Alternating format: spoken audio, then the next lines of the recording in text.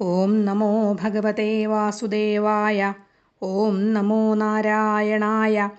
അഥ ദ്വിതീയോऽധ്യായ. ശ്രീശുക ഉവാച. ആസീദ് ഗിരിവരോ രാജം സ്ത്രികൂട ഇതി വിശ്രുത ക്ഷീരോദേനാവൃതഃ ശ്രീമാൻ യോജനായുധമുച്ഛ്രിത താവതാ വിസ്തൃതപര്യക്തൃഭിः ശൃംഗൈः പയോനിധിം ദിശഃഖം രോചയന്നാസ്തേ രൗപ്യായ സഹിരൺമയൈ അന്യൈശ്ച കകുഭഃ സർവാ രത്നധാതുവിചിത്രിതൈ നാനാദ്രുമലതാഗുൽമൈർനിർഘോഷൈർനിർഝരാംഭസാം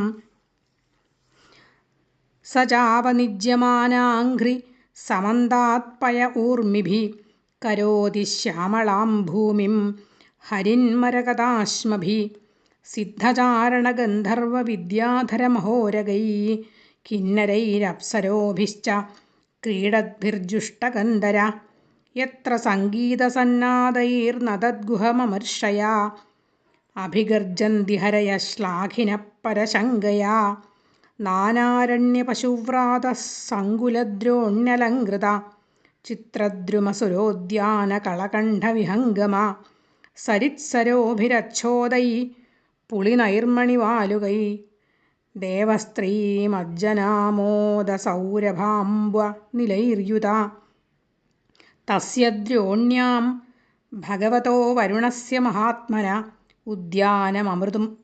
ഉദ്യാനമൃതുമന്നാമ ആക്രീഡം സുരയോഷിതാം സർവതോലങ്കൃതം ദിവ്യൈർനിത്യം പുഷ്പഫലദ്രുമൈ മന്ദാരൈ പാരിജാതൈശ്ച പാടലാശോകചമ്പകൈ ചൂതൈ പ്രിയാളൈ പനസൈരാമ്രൈരാമ്രാതകൈരപി ക്രമുകൈർനാളികേരൈശ്ച ഖർജൂരൈർബീജപൂരകൈ മധൂകൈ സാലതാലൈശ്ച തമാലൈരസനാർജുനൈ അരിഷ്ടോദുംബരപ്ലക്ഷൈർവടൈ കിംശുകചന്ദനൈ പിജുമന്ദൈ കോവിദാരൈ സരളൈ സുരദാരുഭി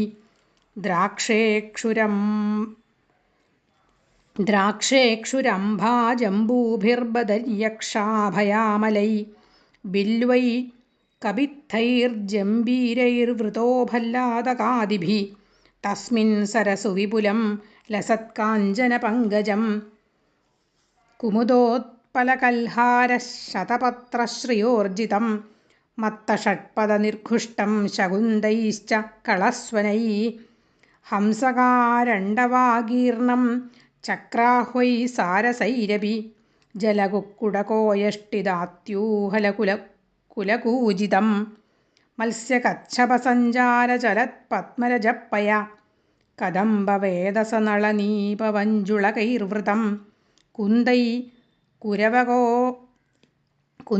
കുരവകാശോകൈ ശിരീഷൈ കുടജേങ്കുദൈ കുബ്ജകൈ സ്വർണയൂഥീഭിർനാഗപുന്നാഗജാദിഭി മല്ലികാശതപത്രൈശ്ച മാധവീജാലകാദിഭി ശോഭിതം തീരജൈശ്ചാന്യൈർനിത്യർത്തുഭീരലം ദ്രുമൈ തത്രൈകദാ തദ്ഗിരികാനനാശ്രയ കരേണുഭിർവാരണയൂഥപശ്ചരൻ സകണ്ഠകാൻ കീചകവേണുവേത്രവത് വിശാലഗുൽമം പ്രചുരൻ വനസ്പതീൻ യദ്ഗന്ധമാത്രാദ്ധരയോ ഗജേന്ദ്രാ വ്യാഘ്രാദയോ വ്യാളമൃഗാ സഖഡ്ഗാ മഹോരഗാശ്ചാപി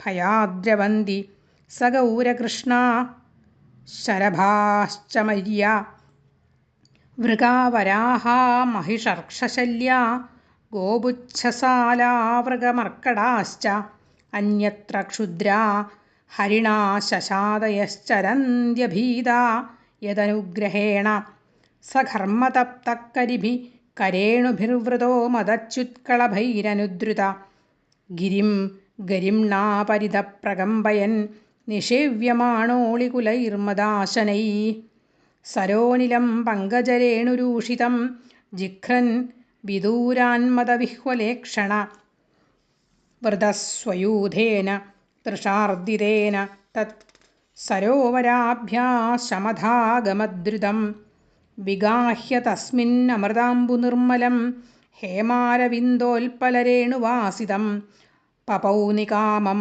നിജപുഷ്കരോദ്ധൃതമാത്മാനമദ്ഭിസ്നപയൻ ഗതക്ലമ സ്വപുഷ്കരേണോദ്ധൃതശീകരാംബുഭിർനിപായയൻ സംസ്നപയൻ യഥാഗൃഹീ ഘൃണീകരേണു കളഭാംശ്ച ദുർമതോ നാചഷ്ടകൃച്ഛ്രം കൃപണോ ജയാമയാ തം തത്ര കച്ഛിന്നൃപദൈവ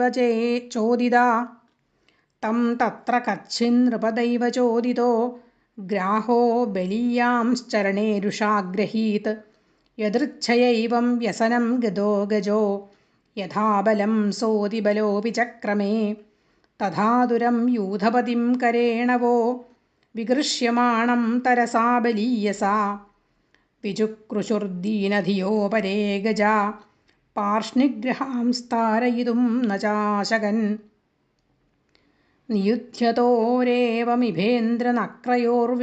നിയുധ്യതോരേവമിഭേന്ദ്രനക്രയോർവികർഷതോരാന്തരതോ ബഹിർമിഥ സമാസഹസ്രം വ്യഗമന്മഹീപതേ സപ്രാണയോശ്ചിത്രമംസതാമരാ തതോ ഗജേന്ദ്രസ്യ മനോബലൗജസാം കാലേന ദീർഘേണ മഹാനഭൂദ്വ്യയ വികൃഷ്യമാണസ്യ ജലേ വസീദതോ വിപര്യയോഭൂത് സകലം ജലൗകസ ഇത്തം ഗജേന്ദ്ര സ യദാപസങ്കടം പ്രാണസ്യ ദേഹി വിവശോ യദൃച്ഛയാ അപാരയന്നാത്മവിമോക്ഷണേ ചിരം ദധ്യാവിമാം ബുദ്ധിമഥാഭ്യപദ്യത നനാമി മേ ജ്ഞാതയ ആതുരം ഗജാ കുതഃ കരിണ്യപ്രഭവന്തി മോചിതും ഗ്രാഹേണ പാശേന വിധാതുരാവൃതോപ്യഹം ച തം യാമി പരം പരായണം യ കശ്ചനേശോ ബലിനോന്തകോരഗാത്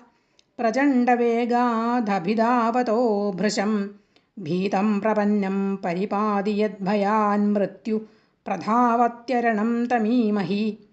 ഹരി ഓം. ഇത് ശ്രീമദ്ഭാഗവതേ മഹാപുരാണേ പാരമഹംസ്യം സംഹിതായാം അഷ്ടമസ്കന്ധേ മന്വന്തരാനുചരിതേ ഗജേന്ദ്രോപാഖ്യാനേ ദ്വിതീയോऽധ്യായ. സർവത്ര ഗോവിന്ദനാമസങ്കീർത്തനം. ഗോവിന്ദ ഗോവിന്ദ.